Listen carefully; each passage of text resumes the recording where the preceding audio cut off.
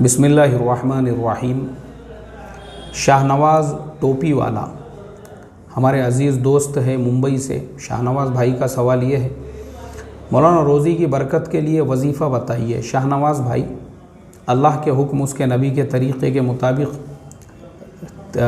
कारोबार कीजिए, खूब बरकत होंगी इंशाअल्लाह। ये वजीफ़े वग़ैरह जो है ना, ये कौन लोग मांगते हैं जो सुबह में 12 बजे उठते हैं, 2 बजे दुकान खोलते हैं, जिनके कारोबार की कोई तरतीब नहीं होती है, और फिर बैठे बैठे यानी सुबह जब उठ के 2 बजे दुकान पे गए, जब तक कम से कम उनके 20-25 कस्टमर आके चले जाते हैं, और दोपहर के टाइम पे जब कोई नहीं आता है तो परेशान रहते हैं, बोलते हैं यार वजीफ़ा किससे लूँ।